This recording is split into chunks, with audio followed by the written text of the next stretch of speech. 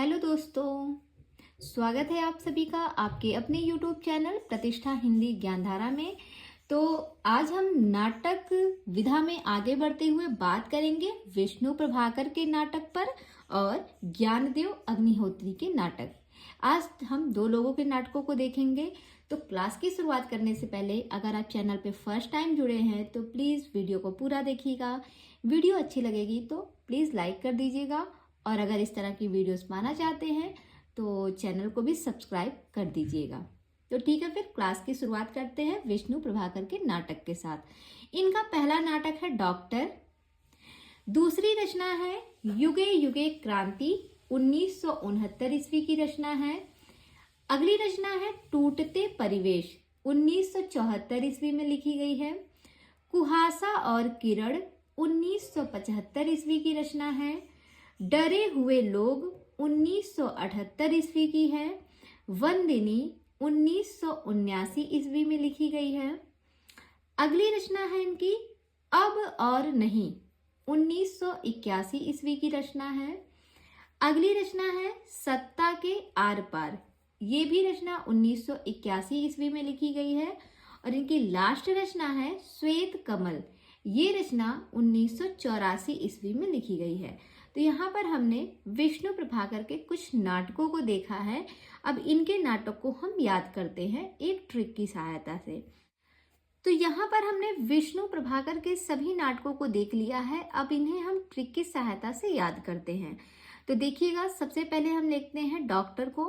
कहते हैं कि एक डॉक्टर है, वो विष्णु जी के पास जाकर क्या कहता है, उनसे शिकायत करता है। क्या शिकायत करता है ये सुनिएगा। एक डॉक्टर है, डॉक्टर विष्णु जी के पास जाकर कहते हैं कि युगे युगे से चल रही क्रांति की वजह से लोग टूटते परिवेश में जाना नहीं चाहते। यहाँ तक कि कुहासा और किरण में भी डरे हुए लोग नहीं जाना चाहते। इसलिए मेरी आपसे वंदनी है, मेरे आपसे वंदनी यानी कि वंदना है, प्रार्थना है जिसे कहते हैं। तो वो डॉक्टर क्या कहते हैं, वो विष्णु जी से कहते हैं कि इसलिए मेरी आपसे वंदनी है कि अब और नहीं सहा जाता, सत्ता के आर पार लड़ा जाएगा ताकि श्वेत कमल खिल सके। एक बार फिर से पढ़ते हैं इनकी सारी रचनाओं को एक ट्रिक के माध्यम से। एक डॉक्टर हैं, वो विष्णु जी के पास आते हैं और उनसे शिकायत करते हैं। उनकी शिकायत क्या रहती है आप सुनिएगा।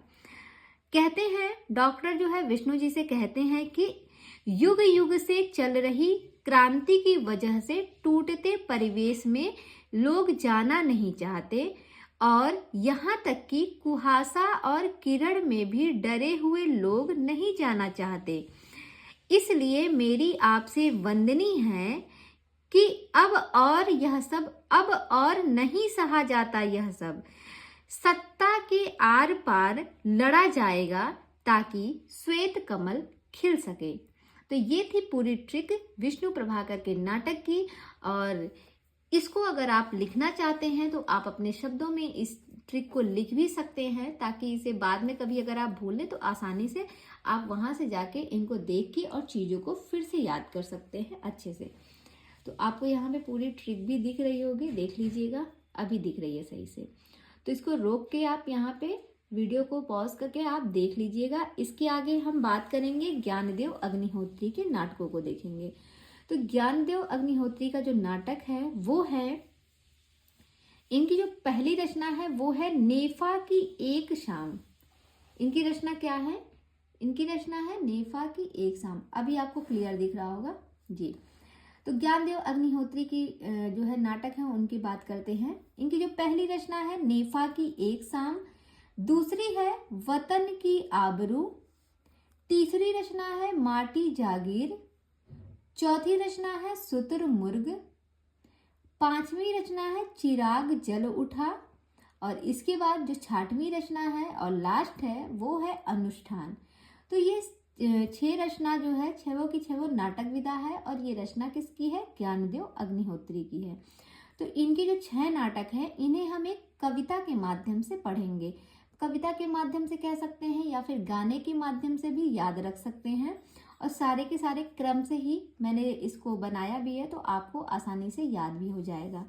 तो चलिए मैं एक बार इसको जो है अपनी कह सकते हैं अपनी आवाज़ में आपको सुनाती हूँ। अगर आपको अच्छा लगेगा तो आप भी ये ट्रिक लिख लीजिएगा, और जैसा भी लगेगा कमेंट करके बताइएगा आपको ट्रिक पसंद आई है या नहीं। तो पहले आप सुन लीजिए, उसके बाद आप जवाब दीजिएगा।